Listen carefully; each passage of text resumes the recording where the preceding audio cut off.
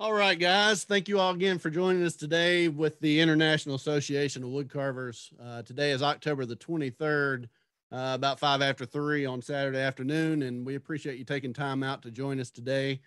We hope everybody's had a good summer. We've taken a little bit of time off from these live meetings, but we're going to start getting geared back up and have pretty good schedule lined up for you through the end of the year. So I'll talk a little bit about that towards the end of the meeting. Today, I just want to cover a few things that we have going on. To start off, we're going to do a live auction again in today's meeting. So we've partnered with Helvey Knives.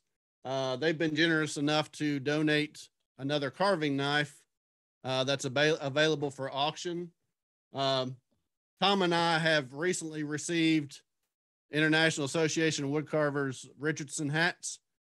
So we're going to kick that in as well as part of the auction. So if you want to participate in the auction, the money will go towards this International Association of Woodcarvers group. Basically, we're still paying for the subscription for Zoom. We're trying to do giveaways and things like that. So all the proceeds go back to the meetings. It's not anything that Tom and I take any advantage of or use anything as far as personal for us. It's more just to keep these meetings going. So we're going to go ahead and open the chat for that. If you want to bid on that, again, it's the Helvey knife and the hat. It'll be a combo package. The highest bidder at the end of the meeting will receive both of those things. If you win, we'll need you to stay on at the end of the meeting so we can get your information. We accept payment through PayPal. So if you're willing to bid on that, we'll get your PayPal information at the end of the meeting and set up all that information as we finish the meeting. So again, it's a Helvey knife and a hat. If you want to bid on that, make sure you put it in the chat throughout the meeting, and we'll finish that up towards the end. I'll make an announcement at the end, let you all know when we're getting ready to close that out. Want to let you know what we've been doing a little bit since we haven't been doing live meetings. Tom and I have started a podcast. We're doing the carving podcast. We're doing that sporadically, so there's no set schedule as far as the carving podcast. But we've got I think 7 episodes out there. Dave Levy that's on here has been doing our audio. So he's our audio guy. Go out and check out the Carving Podcast if you get a chance. It's out on Amazon Music. You can find it on Spotify and on Podbean. We're working now to try to get it on Apple Music. So you should be able to find that anywhere that you can hear podcasts in the near future. I wanted to let you know also that there's another carving podcast out there. If you're interested in listening to podcasts, a lot of people like to go and listen to those as they're driving to work and things. Check out Carving and Coffee Show. That's with Alec Lacasse and Doug Linker. I think Doug's on with us today. We've had Alec on with us in the past. Pretty entertaining conversations between the two of them. They don't do interviews like we do. But I think they have 9 or 10 out there. You can hear those the same places, or you can go out on YouTube and find those. So make sure you check out their podcast as well. We want to thank some of the supporters that we have that help us with these meetings. Again, Helvey Knives is one. You'll see the banner here, Chipping Away. We get some donations from them that we do giveaways for. If you're looking for carving supplies, make sure you check them out. Make sure you check out Wood Carving Illustrated and Chip Chats. They've both been generous to do advertisements for us for these meetings and their magazines. So make sure you go out and you subscribe to those 2 groups. Again, Chip Chats, they were on with us a while back also. They have a new website that they've set up, so you can check them out at chipchats.org. And then one other, make sure you're going out and looking at Wood Carving Academy. You can do a subscription there of, I think, a month, 3 months, or a whole year. And you can go out and check out the past workshops that they've done, videos of those. So if there's past classes and stuff that maybe you wanted to sign up for, but you weren't able to, they may be out on Wood Carving Academy. So make sure you check them out. And they also advertise upcoming workshops that's coming up. So you can use that website to go to find out workshops that you might be able to participate in. Today on our meeting, we've got Dave Stetson with us. He's the co-founder of the CCA, coming to us from Scottsdale, Arizona. He's got a workshop that's coming up on a wood carving Santa. It starts November 6th, and I know Dave's going to talk a little bit about that. If you're interested in signing up for that class, you'll need to reach out to Dave and make sure you get all the details early so that you can get one of the the rough outs that he'll use for the class. So make sure you check out that opportunity. And again, Dave will be talking about that. Some of the other workshops that's coming up. Kevin Applegate's going to be doing a Santa ornament workshop on December the 4th. Janet Cordell is going to be doing a workshop on a realistic wolf. That's going to start on December the 6th. And I feel certain that there'll be other workshops out there that you'll be able to participate in. We'll be talking about those in the coming week. So I just wanted to bring all those things to your attention. I'm going to go ahead and turn it over to Dave Stetson. Dave's been a big supporter of our group. He's done 2 presentations, and he's also been on one of the podcasts. We're happy to have Dave on today. He's going to talk a little bit about Santa carving. I know everybody's kind of geared up for Christmas ornaments and things like that, but Dave's going to talk to us about his approach to Santa carving, talk about his workshop that's coming up, and kind of the things that he looks for in a good Santa carving, and give us some points and tips. So, Dave, we appreciate you coming on today. We're always happy to have you, and we look forward to hearing from you.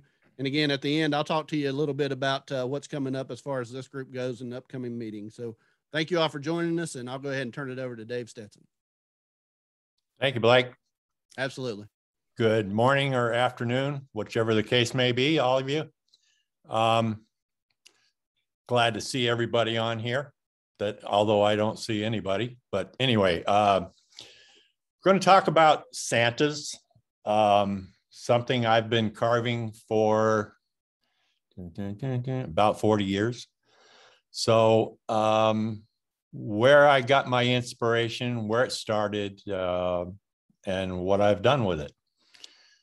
And this is appropriate time of year for it. Before Michelle had her stroke, making me now a caregiver rather than a wood carver, primarily. She and I would this time of year be sitting out here in the shop carving Santas side by side, and carving, painting, probably 16, 18 hours a day, getting as many of them out as we could, because it was a primary source of income for us. Learned that it was more profitable to teach others how to carve their own Santas than to carve Santas for them. But in teaching, you learn where people are learning a lot of bad habits and where they're getting bad ideas. And you try to adjust those with the carvers, but as soon as they leave you and go to somebody else, they're learning bad stuff all over again. And that's not to say that I'm the only one that knows how to show somebody the right way to do something, but people have to learn for themselves what works for them. And they have to, more importantly, learn what they like. And I'll show you what I like and what I don't like. So if we can take the camera off of me and put it on some of the Santas I've drug out here. This is just a couple of handfuls of over 800 that we have in our collection. And I've tried to gather up some different styles and different types. And that's what we'll talk about. This little guy down here in the corner is one that this is the one I'm going to be teaching on November 6th. So if you're interested in that, shoot me an email. That's to lcnmichelle@aol.com. And I will send you an email that gives you all the pertinent information on how to sign up for it. We'll talk about this guy a little bit later, but all these other carvings that you see on the table here are what have led up to this one. That and 40 years of making mistakes and screwing up. So we'll get right into some of the basic things that we started with, which were carved from sticks. And this, you can see, was in fact a two by two, about 7 inches tall. And we put a fireman's hat on him because Michelle's father was a fireman. And this is one that was his until he passed away, and then he came back to us.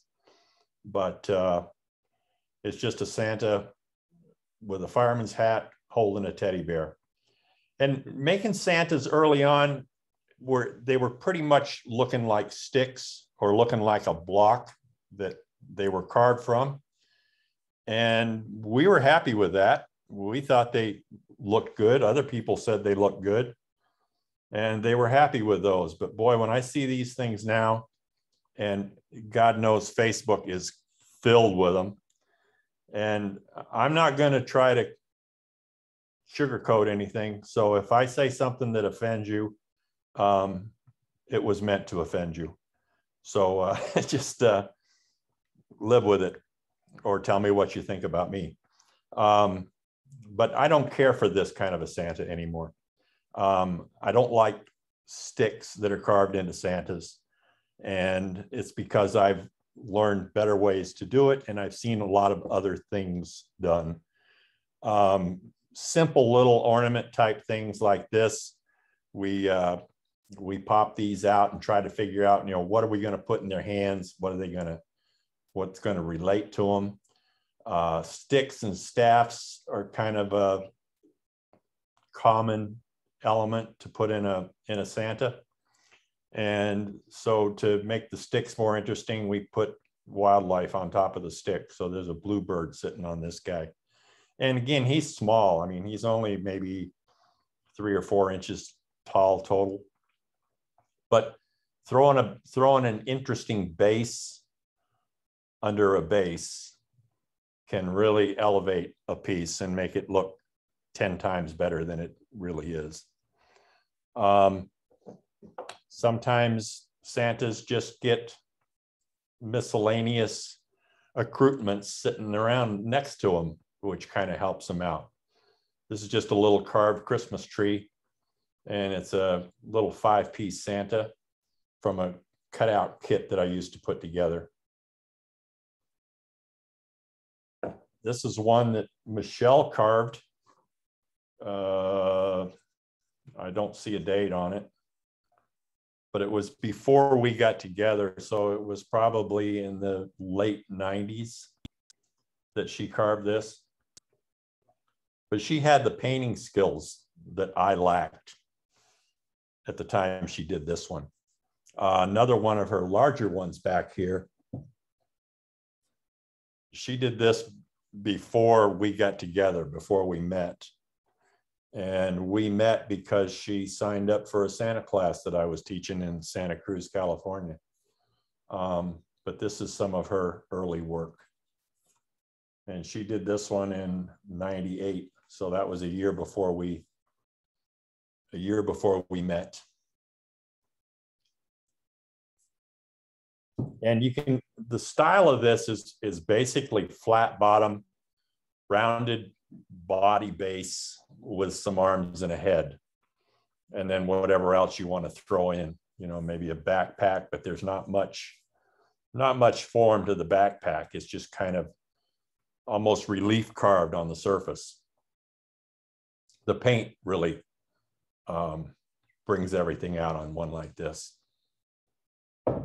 And that style is reminiscent a lot of what you get in Russian Santas.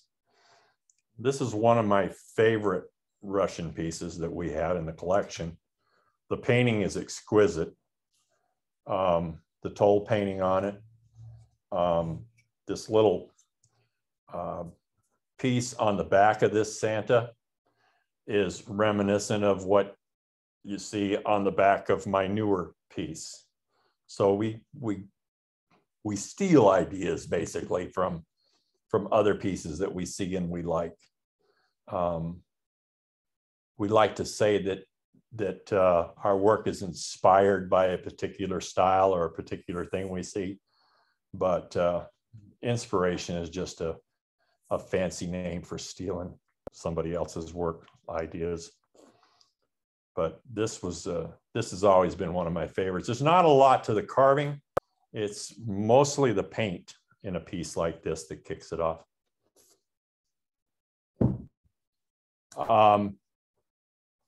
Another approach, this was carved by Nancy Goff. And Nancy's the only one I've seen doing this. She goes out in the backyard into the woods, and she takes a pair of pruners and starts clipping sticks. So there's a little Y-shaped stick here, becomes an arm, more sticks for the legs, and then she carves a body and builds it up on a base, and then adds, in this particular case, she added teddy bears to it. But Nancy is unique in some of the work that she does. And I don't know if any of you know of Nancy Goff, but she's kind of a homebody. Nancy, if you're listening, I think you're a homebody. You stay home, do your thing, and it's exquisite and marvelous, and I love you. You're just a really neat lady. So we get emotionally attached to pieces that are in our collection too. Piece back here, a larger piece and very stylistic. This is the work of Al Longo. Al sells his stuff at Engler's workshop in Branson, Missouri, and Al lives in Branson. Another carver that kind of hangs out and spends time with Al is Jesse Coos. Jesse's from the Branson area, carved at Engler's along. Whoops, gotta get some of these out of the way because there's going to be a crash here in a minute. This is one of Al Longo's pieces. This is tall. This is about 16 inches tall from a 2x2 block. Again, a takeoff on the stick Santa thing, which is not something that I encourage. It's not something I like, but this is an exception. And Jesse's just a really neat guy and a super carver. I talked about Pete Engler's shop in Branson. So here's a few of Pete's pieces. This is one that Pete didn't want to use the real thick work. So you can see it's relatively thin. It's basically 2-inch stock, but he's rounded it off and just made an exquisite carving out of this. And I got a couple more pieces here. This one's painted and finished pretty much the same way.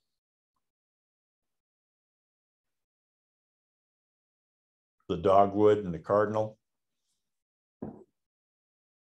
And this is one of Pete's pieces and one of the ones that inspired the finish that we're using on our carvings now, which is boiled linseed oil, just totally saturated this carving. In fact, when I went to take this one off the shelf to bring it out here, it was stuck to the shelf. So that oil tends to seep. Dave? Yes. Can I ask a question about that oil finish? Because I've been kind of waiting for something along those lines. Yeah. I like the look of that. So is that boiled linseed and then painted and then re-dipped, or is it painted and then dipped? Because I use a really light wash. If I had a big enough container of boiled linseed oil, I'd just dip them and then wipe them down and then paint right on that. Without having a big enough container to do that, I brush it on, and I just use a disposable foam brush, saturate the carving with the boiled linseed oil. That's how I'm doing it. Now, is that one re-dipped at the end after it's painted, it looks like? No. When I'm done painting, I'll put a sealer of, what the hell is it? It's Krylon. Okay. Clear coat made by Rust-Oleum. It's not Krylon, it's Rust-Oleum. I get it at Home Depot. Okay. It's Thank you.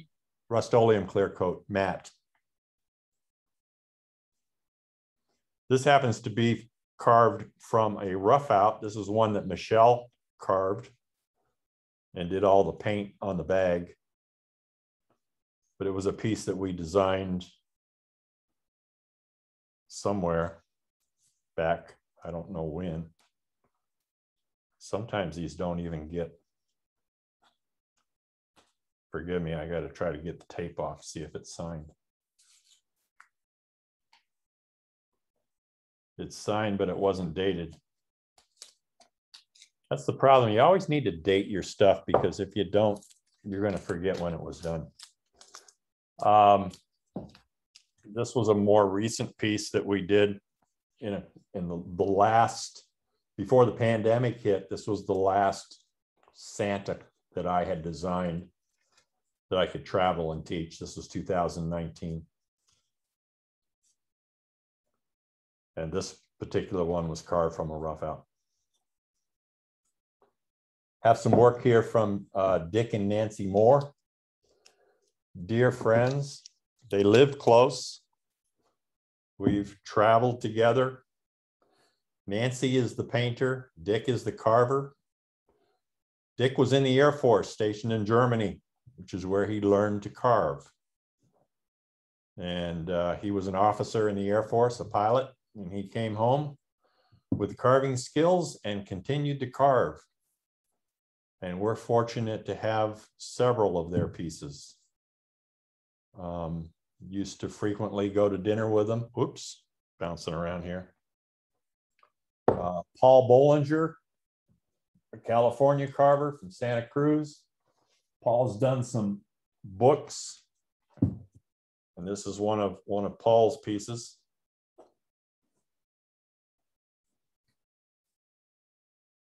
Really like the style on this. A lot of the pieces you can get of his are cast pieces. This happens to be an original wood carving. Michelle gets these, and she usually, if there's a price tag on it, she leaves it there so we remember what we paid for them. A lot of them we have because we've set up trades. One of my first ones that I carved after Michelle and I got together was this piece that I carved for her. And it's one of the few pieces that I've actually done any sanding on. I sanded the arms and the flesh and left the facets in the robe and the clothing. And I found out that collectors don't like Santas like this. This is something to avoid if you want to sell your work to collectors, and that's a big open smile. Collectors see that and they think they look at the Santa and they say he looks like he's inebriated. So you want to be careful of that. With Santas and looking for new approaches and something that hasn't been done before, I've not found anything that hasn't been done before, to be honest with you, in the way of style or anything like that. But I came up with this guy, and he was inspired by some of James Christensen's work, who was an artist who also did some three-dimensional stuff.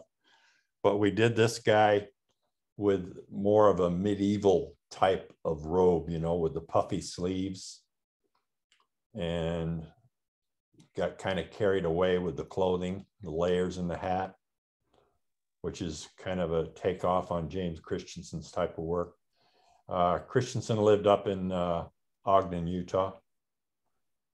He's no longer with us, but with all due respect to him, he had a lot of influence on this particular piece.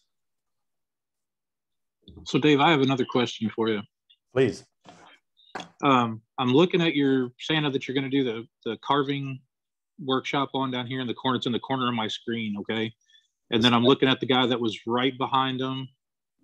And as I just look through all of those, the faces are not your typical really curled up mustaches, but yet they still look happy. Yeah, so, that's we're getting into expression. Yeah. Am I too soon for that question? No, No, you're too late, actually. I'm too late. I did an expression. Who am I speaking to? This is James. James did a workshop a month ago on expressions. Okay.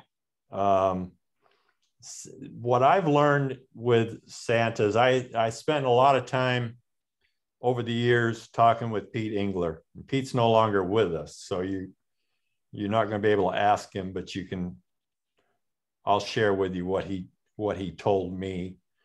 I said, Pete, I want to know what's in your mind when you're carving your Santas. What are you thinking about? What are you trying to put into the pieces that you do? And Pete told me, he says, when I'm carving a Santa, I'm thinking about a childish face, a child's face, not proportionally, but in happiness and wonder and amazement and anticipation of what's coming with regards to the Christmas season. And he says, a pleasant smile. Everybody likes a pleasant smile. He said, he was telling me that everyone likes to be around people who have a pleasant smile and a pleasant disposition. Everybody avoids the grumpy asshole. Everybody avoids them. They walk around by themselves. They're just, they don't have a lot of friends. They don't have a lot of company around them because people attempt to avoid them. And so I don't want to put anything like that into my Santas. So I want them to have a pleasant smile, a pleasant disposition. And he said, that's what I've found sells. If I make them too happy or if I make them grumpy, they sit on the shelf for years before somebody will come along and get it. And it's only another carver who sees it and thinks that it's cool and wants it. It's not a collector that I'd be selling it to. So what type of advice and could once you I give learned me? Excuse me? What type of advice could you give me? Because okay, the Santa that you just set down, Pete Engler's, the one right behind him, I love that mustache. This one, but it's not here? like, yeah, it's kind of turned. I mean, it's up, but it's also down. So it's not like the Santa at the very top behind that picture. His is. Well, to create a smile on this guy, you notice that these mustaches don't just droop down. The bottom edge of the mustache is key. When you get a little pull on the corner of the mouth to create a smile, all the hair that's attached to that lip is going to get pulled. And that's going to create this little shadow on either side on the corner. It's making the corners go up. Yes. Okay. Right at the corner of the mouth. It's going to pull that. That's going to get pulled up. Okay. Yeah, and unfortunately, I only started a couple of years ago, and I live in North Arkansas, so I'm only an hour and a half from Engler, and that's where I buy the majority of my tools and stuff like that. So I go up there quite often. Okay, so you can take a look at the Santas they've got in there and see basically what I'm talking about. You're not very far from Harold either, so keep your ears open when Harold's doing something. He can help. I would love. I've late in the game. I understand he's not carving as much as he used to, so I'm really disappointed that that's the case. But I'm trying to find out when he might be even just hanging out. Yeah, not as much, but I know he's doing some local stuff. So okay, yeah, he's only like an hour from me. Yeah, he would be a great one. Yeah, bottom of the eyes are going to squint up a little bit when that pulls, and all that flesh of the cheek gets pulled up into the eye orb, and so you get some wrinkles at the top of the cheekbone. But it's just basic expression. Create a pleasant smile. Avoid the open mouth with the tongue showing. I used to think that was the cool way to do it. This is one that I carved and Michelle painted. She put all that plaid work on there. And I don't care what they said, the open mouth Santa was still really cool, but I just dig the expression. I love the smiley face like that. So props to you on it, regardless of what collectors think. So this is one we designed years back. I don't know what year this was done. Again, it's another one that didn't get signed. So for whatever reason, we go out after Christmas when everything's on sale for half price. The day after, the week after, month after, we go out looking for ornaments that are Asian knockoffs. And we found a bunch of these little nutcracker things. And we had this Santa with a bag on his back that we were carving boxes and presents to put into. All kinds of little toys and knickknacks and teddy bears and dolls, little dolls and little stick horses. And all of that stuff can get stuffed into a box or a bag back here. Problem is, you've got a couple hours easy in a stick horse like this. You got maybe 3 or 4 hours tied up in a doll like this with the paint. You got a good hour or so in the carving and painting of this little bear. So this is just a little block of wood that has been wrapped with some Christmas wrapping paper to make a gift box to put in one of these things. This is a little train with a little Santa in the back of it that was created to be an accessory to a Santa. But you've got hours and hours of time tied up in these things. And you can go to a place that sells Christmas ornaments and packaging. These little nutcrackers, after Christmas one year, there was a box of 8 of them for $10. So that's $1.25 a piece. Christ, I couldn't, for $1.25, it means you'd have to knock one of these out in 15 minutes. And even at that, you're only going to be making $5 an hour. And you know, you can have as much time tied up in some of these little accessories as you do in the whole damn carving. So we started we've got boxes and boxes and drawers full of doodads, things to make wreaths out of, just to add onto a Santa. So for a couple of bucks in accessories added onto a carving, you can add a couple $100 to the price. Easy. So kind of keep that in mind. Another extreme carving that I brought out to show you is one of David Boone's pieces. David likes to take a blowtorch to his pieces when they're carved, turns them all black, rubs them down, seals them, and then paints on top of that. So you get that black base underneath. It gives them a unique look. Not one of my favorite carvings subject-wise, but David happens to be a very close friend. And so this carving is really meaningful. So it's one he traded to us for not one of my Santas. He traded for one of Michelle's. So we get some of these through trades. We get some of them through making purchases, and we make the purchases based on what we're able to sell. So we'd like to take our money and reinvest it in the carvings. I've got a number of ornaments here. Ornaments are a great way to practice.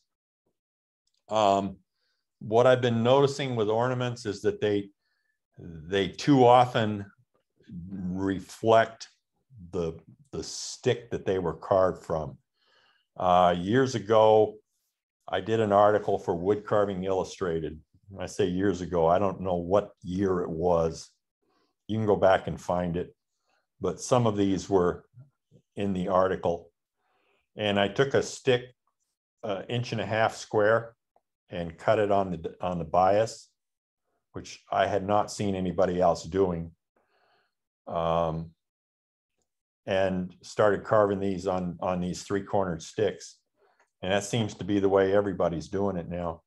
But played around with different beard styles, different types of beards, different looks, different expressions,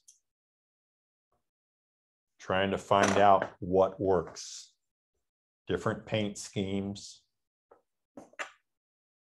I've got this one with hearts. This one penetrated with hearts. Could you hold those up just a bit? So thank you. Too low, sorry. That's great. I get lazy. The older I get, the weaker I get.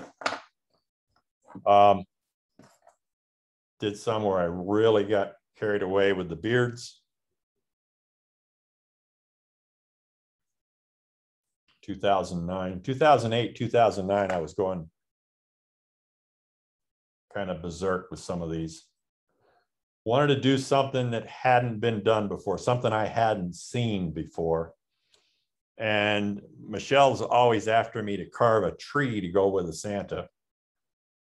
I don't know what she has about this thing about Santa has to have a tree with it. But after carving so many trees, I decided to try to carve a Santa beard that was layered like the branches in a pine tree.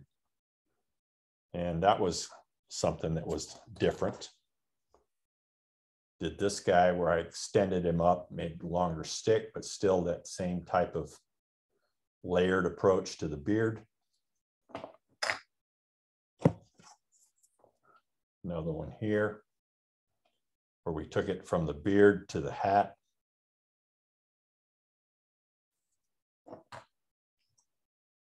And then the reverse, where we did nothing to the beard, nothing at all, and just lightly with a liner brush painted some scroll work into the beard. So it doesn't all have to be the carving. It can be very simple. And where did the idea for a hat like this come from? That's my friend Pete. These are a couple of Pete Engler's carvings. And the thing I noticed about these that I liked, that I didn't see in these that I did like, was the proportional shape. How much of this is the Santa face? Just this little area down here in the whole piece. The same with this one. The face, the eyes, the nose, the mustache, right in this little area down here. Just that little area out of the whole piece is the face on the Santa. The rest of it is the beard. Notice how much wider the beard is than the face. And if you start looking and doing a little research at guys, older guys that have beards, the beard really dominates the structure. You don't have little tiny short beards on Santas, because Santa, you know, the guys with the short beards, they only grow the beard for the winter. The guys with the full beards, they let them go, and they get big and they get enormous. So these are just carved from, not from the corner of the stick, but from the flat. And that was from an influence I got from Pete. So again, you could say I stole that from Pete Engler, but they're influences that we get. This guy that we're going to do in class is inspired by the movie Klaus, like mouse. I was calling, for years I called it Klaus, that's it, K-L-A-U-S. And it's not Klaus. If you watch the movie, it's Klaus. If you haven't watched the movie, watch it. It's a tearjerker, an animated tearjerker, which is unusual. But this is the guy that I did based on the figure that was in the movie.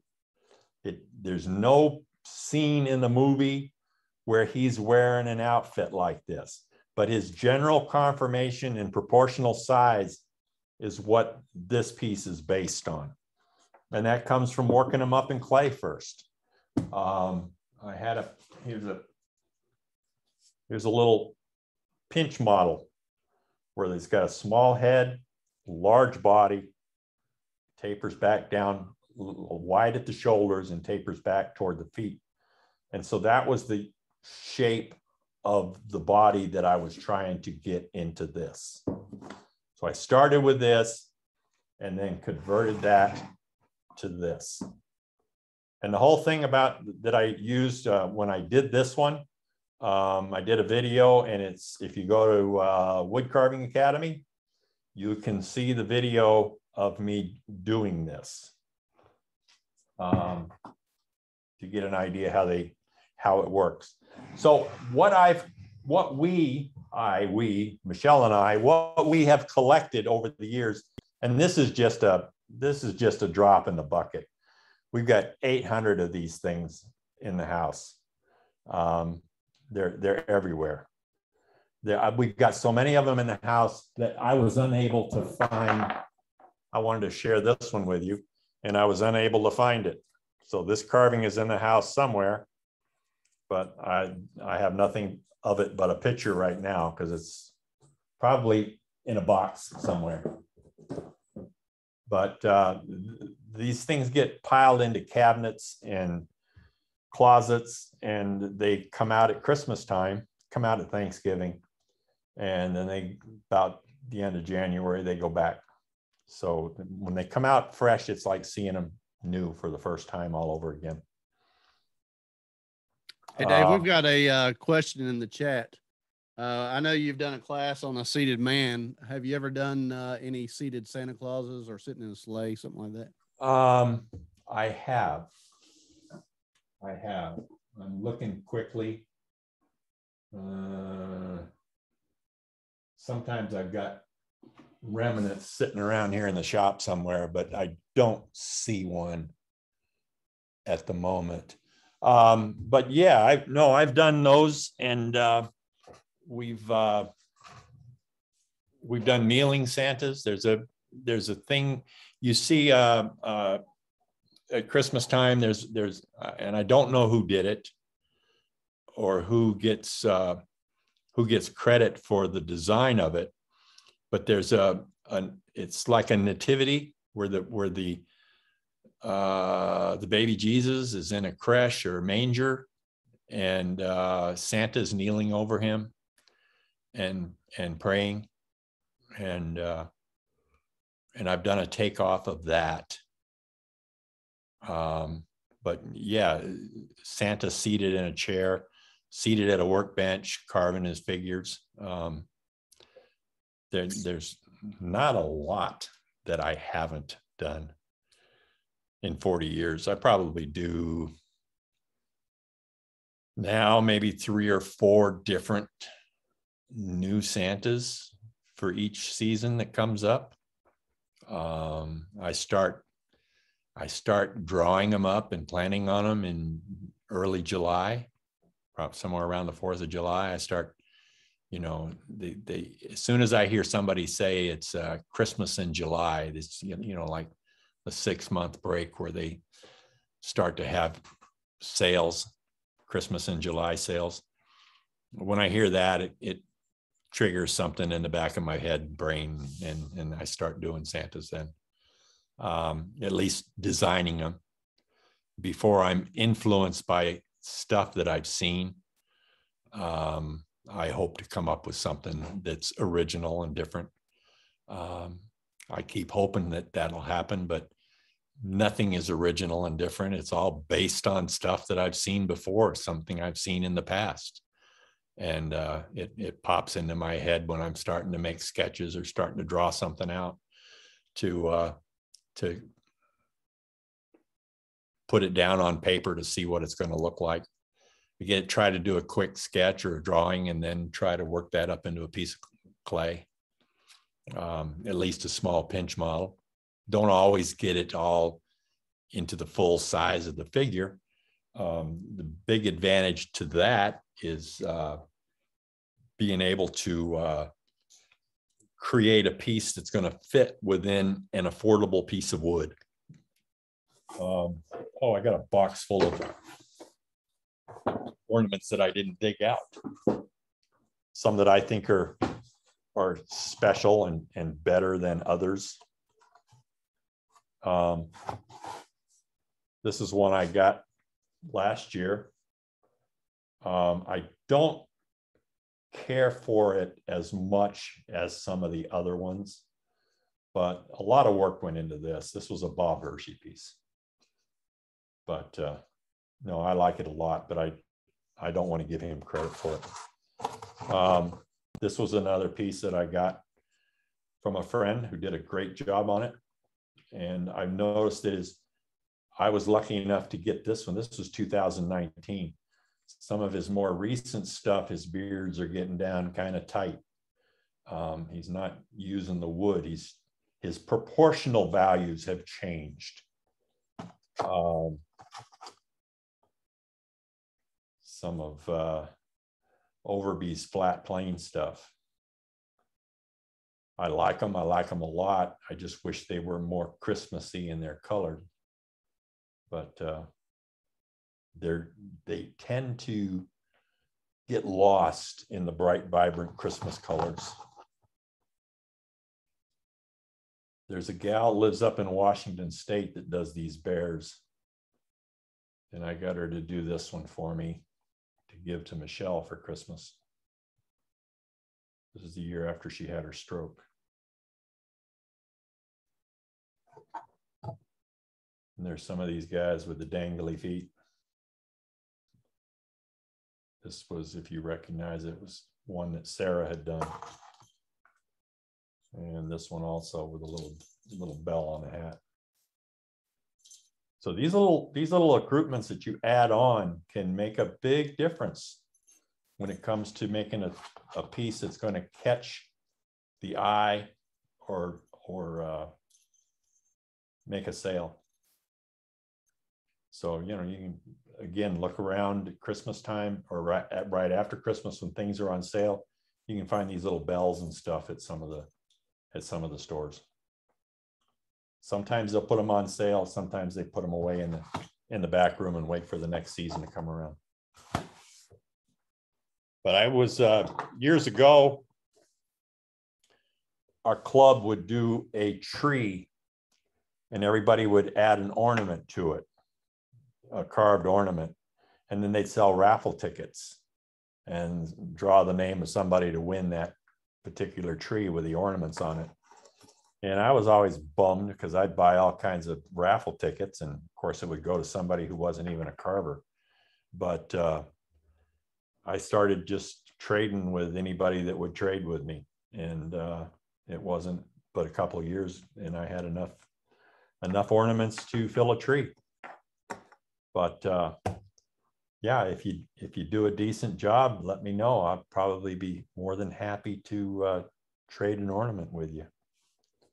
So, but there's still time to sign up for this Santa class. I'll do my little pitch real quick here.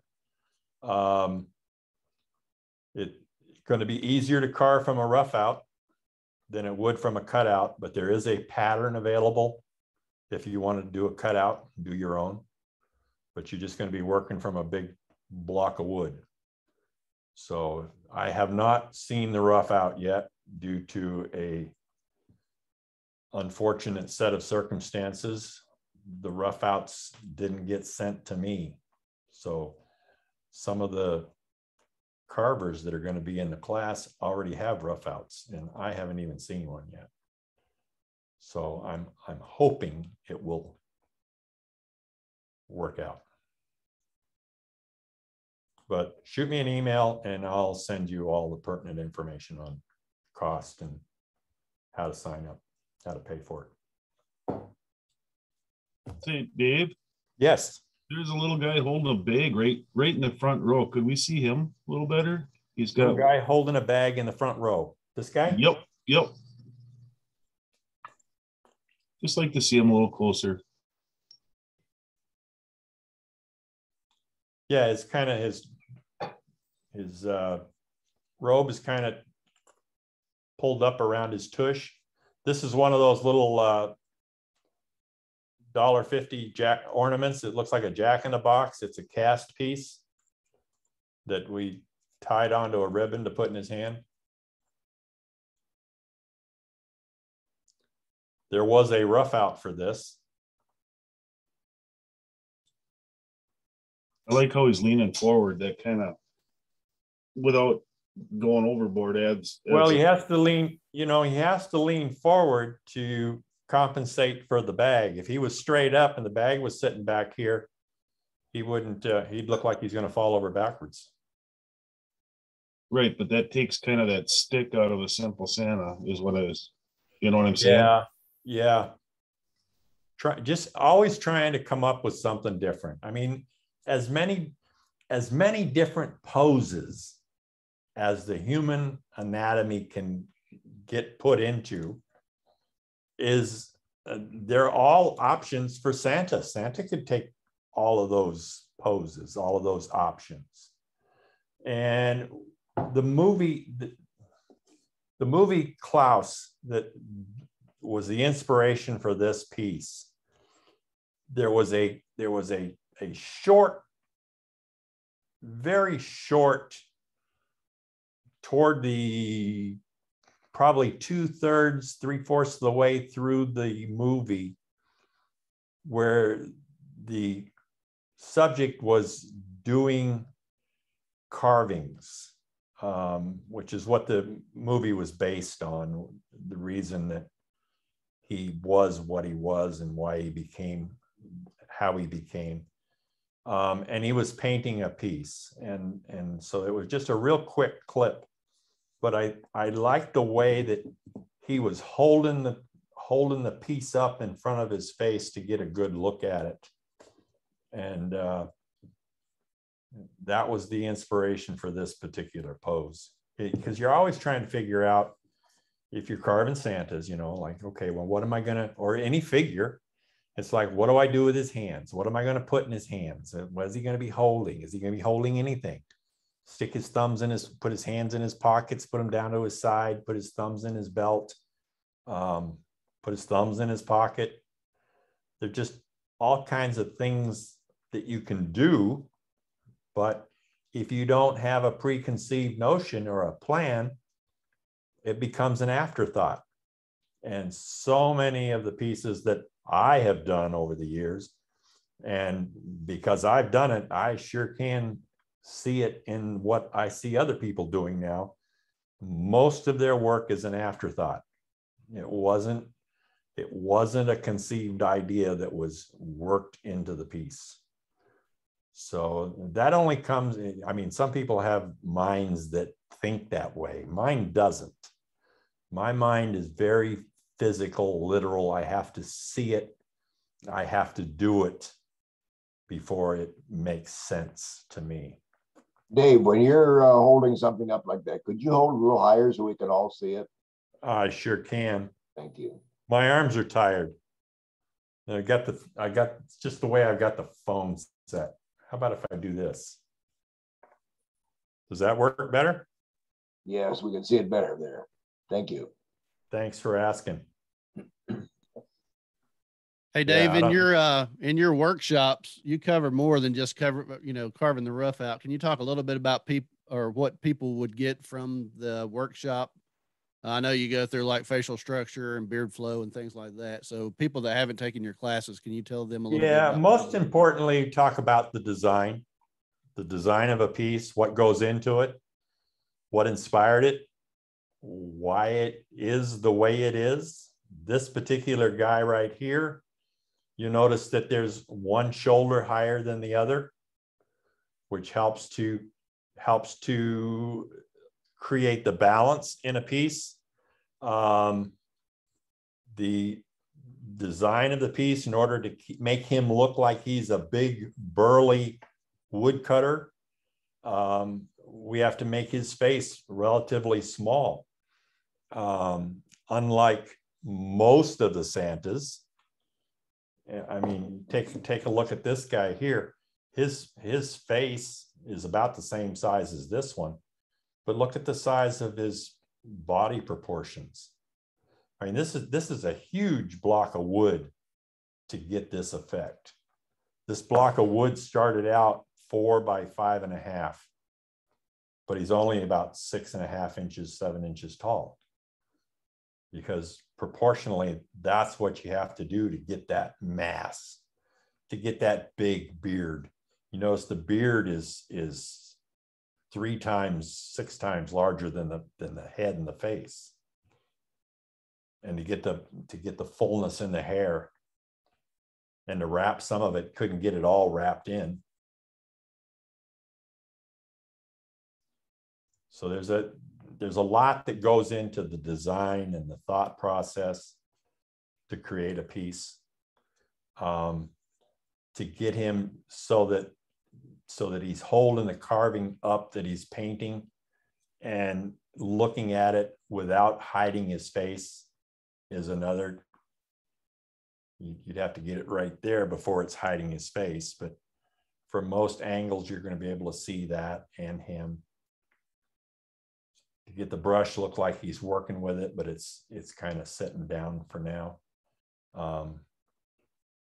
Could have paint drips on his coat. I thought about putting them on there intentionally, but then I thought better of it because I figured I'd probably drip some paint down there anyway. But as it turns out, it didn't happen on this guy. So, but yeah, the proportional relationships to create the effect that you're going for, knowing what you want to achieve, and then the process that you go through to achieve it is, I think, really important. I'm hearing the term used a lot now that people are doodling. They're making doodle carvings. Well, I can doodle with a pencil on a piece of paper, but I don't doodle with a knife and a block of wood. A wrong cut in the wrong place, the doodle just becomes, firewood or landfill. So I like to plan things out. I like to have a direction to go and a meaningful intention to what I'm doing.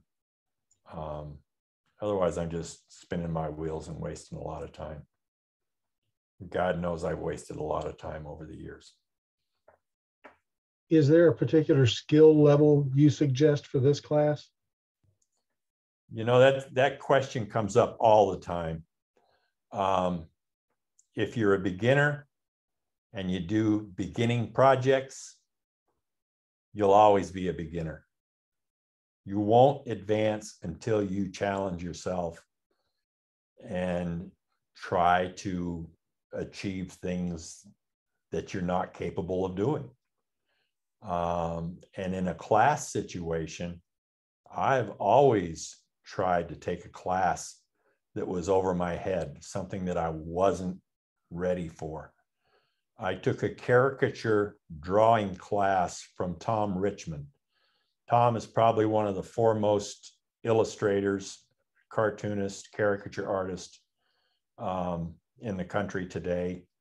Did a lot of work for Mad Magazine, but that's been non-existent now for a while. But Tom was teaching us stuff that I wasn't ready for, that I wasn't qualified to do. But he started the class by saying, I'm not going to teach you how to draw. I'm going to teach you how to see.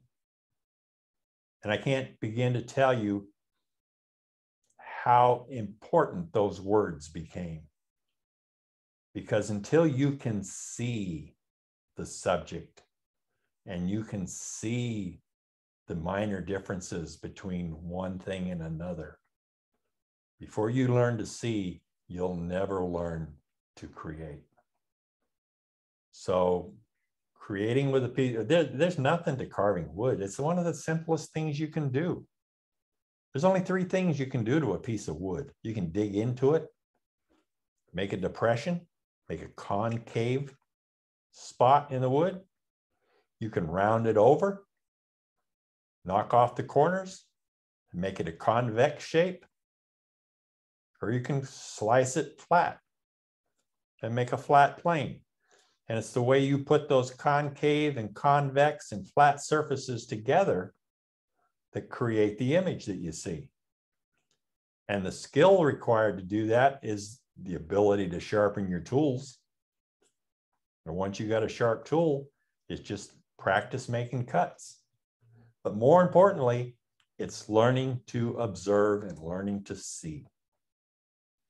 The reason our collection is as extensive as it is because I'd see something I liked that was different and I'd grab it because I wanted to steal the idea from them. I just wanted to be able to try it, to see if I could create the same effect. I'm looking over here for an example in this Russian Santa that I'm sitting here looking at.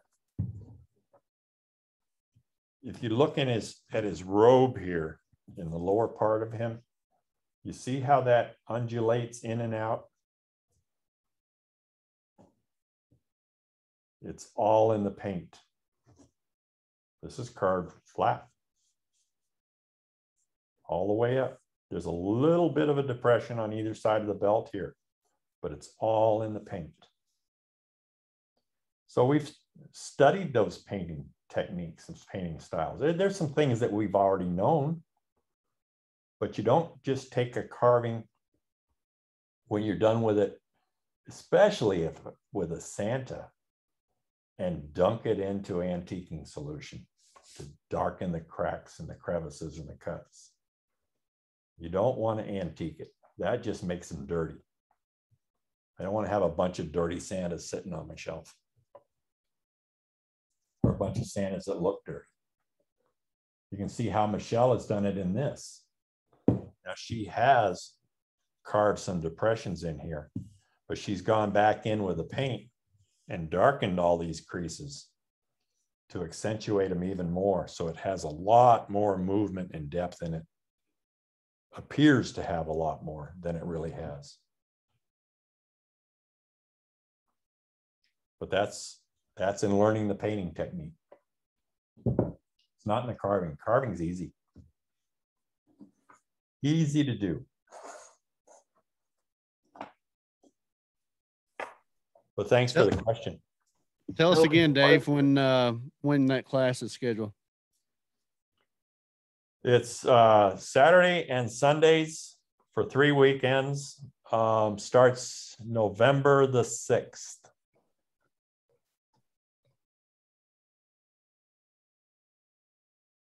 Question. I see all of these carvings that you have there, and I don't see any grain of the wood. Now you seal those. Could you go through in your process of sealing the wood before you paint it so we don't see the grain of the wood? Maybe I got to get it closer. It might be losing something in the video, but I can see grain of the wood in all of these. Oops, let's just grab this guy here.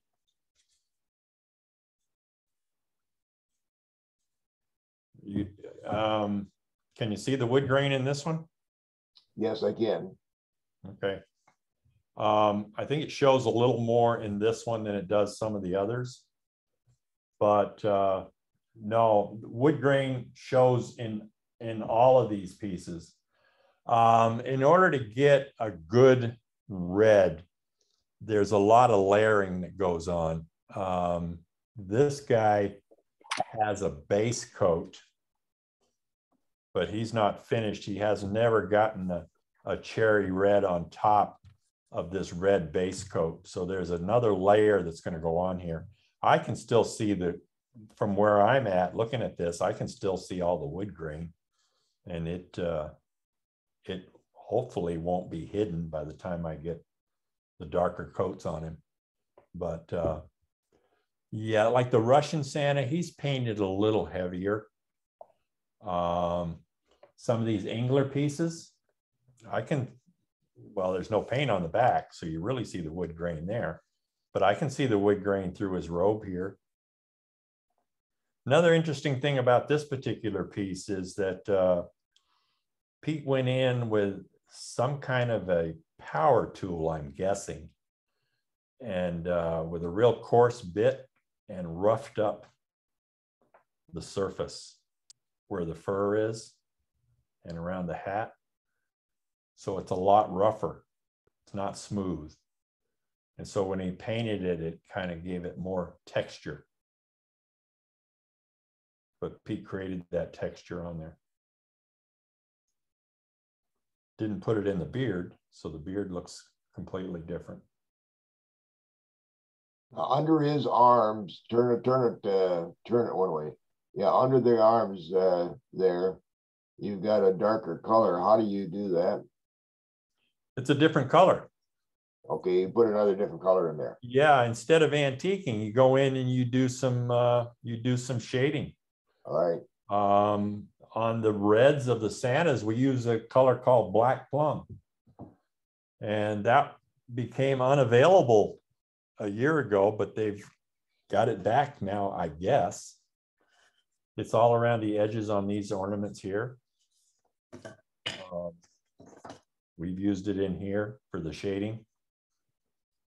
And before we start, we take burnt sienna, and everywhere that we want shadows to be, we'll put that burnt sienna in there. So on this beard, after the linseed oil is put on there, we come in with a burnt sienna, and we come in with a primary yellow to give it some warmth. And then the white is layered on with several washes. It's built up. So there's probably 5 light washes of white to get to the final touch here. There's one here you can see, but see how there's more white in some areas than there is in others. And it blends out. Here's one you can see the brown and the yellow in the beard. Sorry, Dave. Do you let that fully dry between each coat, or do you do it as it's wet? Yeah, keep adding pretty layers? much. Not always, but I try to. If you don't let it dry, you can be wiping off what you've got on there. You need to let it. Doesn't have to be dry, but it needs to be set. There's a point when you're painting, there's a point when the wash that you put on sets up, and you would have a difficult time wiping it off. At that point, it's ready for another layer. So you don't have to wait for it to completely dry. So artists often call it painting wet on wet. So there's still dampness in the surface of whatever you're painting on. You can do it in painting flat art. You can do it as a watercolorist. You can do it as a wood carver. So it's just that our paint surface has some three-dimensional value to it that a canvas doesn't have. But we do the same thing that a painter does on a canvas when they're painting a figure or a portrait or a landscape. Yeah. Do you let your boiled linseed oil dry completely, like 2 or 3 days a week, whatever? No. You just paint right off? As soon as I'm done with it, getting it on there, I'll take a paper towel and daub off any drips or heavy recess where it's built up in the recesses in there where it's heavy. I might dab out some of that. The thing to remember with boiled linseed oil is that you're using paper towels and stuff to wipe it down and daub it and stuff. They are combustible. They become highly flammable. So you want to be sure to discard them properly, laying them out.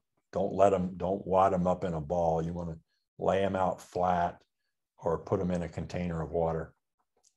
And then you got no problems. But You continue to use. I just go right to it with the paint. In fact, when I'm painting, I'm constantly going over and washing my hands because my hands are just reeking with linseed oil. So you still use BLO for your preparation? I do. I haven't found anything I like better. Until something better comes along, that's what I'm going to use. Dave, do you use a hair dryer at all when you're drying, like for drying? No, if you're using boiled linseed oil and you hit it with a hair dryer, any of that oil that's penetrated into the wood is going to bubble back out to the surface. Yeah, you don't want to use a hair dryer. It's never been an issue for me. I'm in a very low humidity environment here in Arizona. If anything, things dry too fast. But no, and I know that a lot of like bird carvers and painters, they'll use a hair dryer. A lot to be learned from bird carvers. If you take a bird class, I took a bird class just to learn how to paint using an airbrush. And I learned enough about it to know that the bird carvers use a regular paintbrush more than they use an airbrush. The airbrush is just the final detail work that they put into the bird. So it's just more trouble than it's worth to clean an airbrush so that it's going to work for you the next time you use it.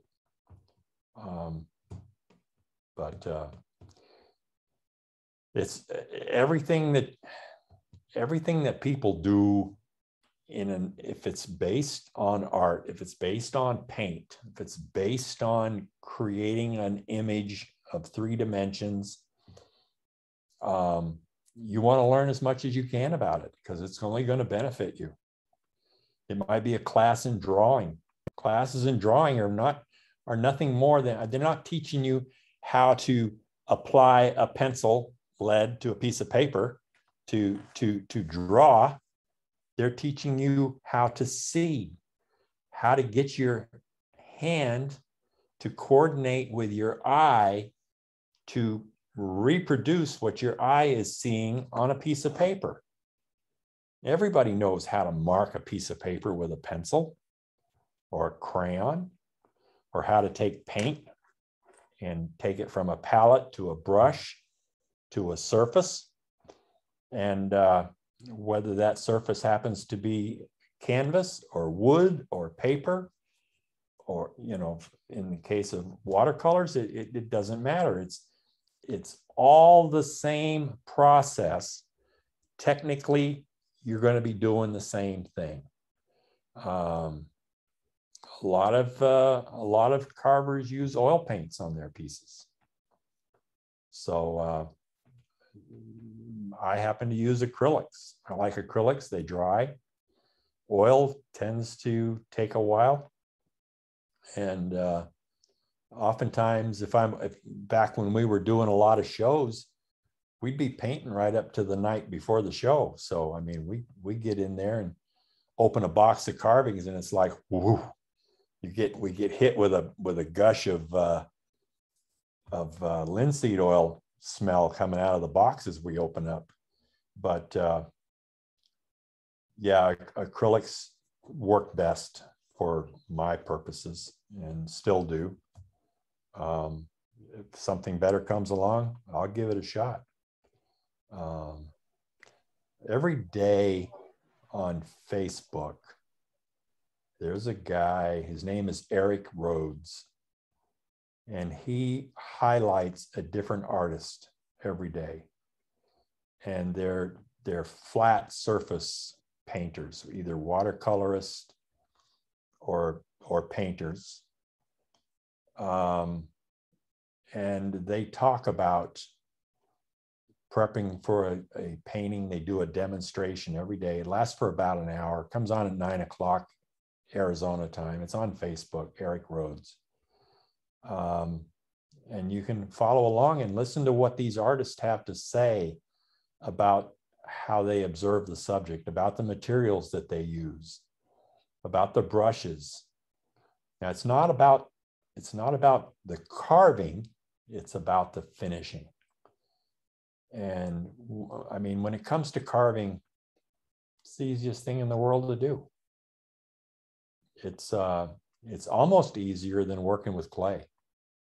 Clay is softer, more malleable, but that can be a drawback because you can't get the nice smooth surface in the clay without being really careful that you can in wood. Wood seems to be a little more forgiving medium, I think. The nice thing about clay is if you remove too much, you can put it back on, which is a little more difficult to do with the wood. But that's a good reason for rather than doodling in the wood to plan it out, to know what you're going to do before you start. You can save yourself a bunch of, if it takes you an hour to carve something, if you spend 5 minutes planning it out before you start, you can usually do it in 30 to 40 minutes. So it takes you less time and you end up with better results. So, hey, Dave, one other question in the chat here, and then we'll finish up. It's about 20 after 4.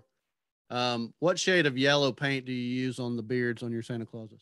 primary Yellow. Just primary yellow. Yeah. If I run out of that, I might play around and try something else. But I always tend to go back to that primary yellow. Any other questions for Dave today before we finish up?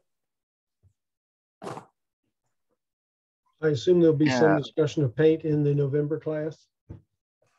Excuse me? There will be probably a discussion of painting for the November class. Oh, yeah. Yeah. Awesome. Whether we'll actually paint the figure in class or not will depend on how far along we get, how much time we talk about design and everything else that goes with it. I tend to be a little bit wordy.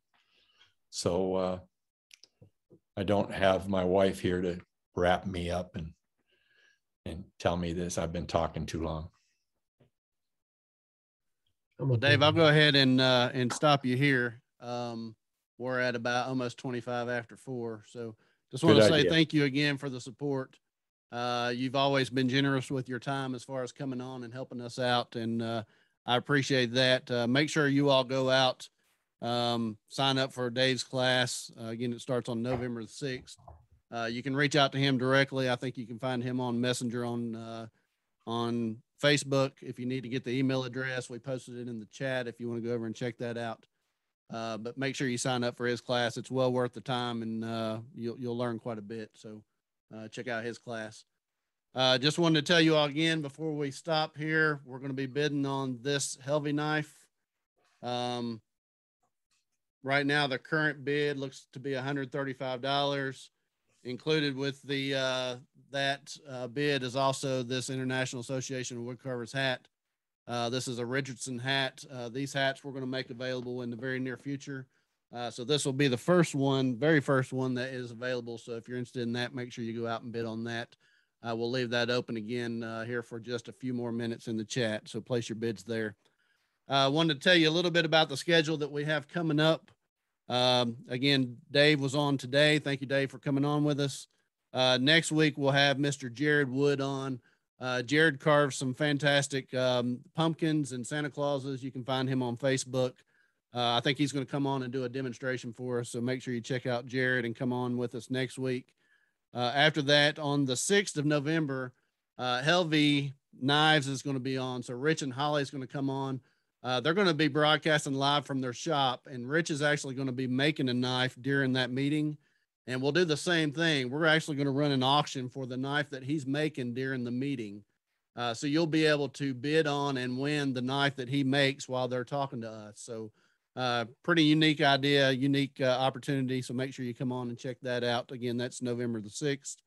CCA member Ryan Olson will be on with us November the 13th. CCA member Dwayne Gosnell will be on with us November the 20th. We're taking the 27th of November off for the United States Thanksgiving, so we won't be meeting that week. We'll pick back up on December the 4th. We'll have Dave Dion on. If you're not familiar with Dave, I think he won first, second, and third place in the CCA competition this year.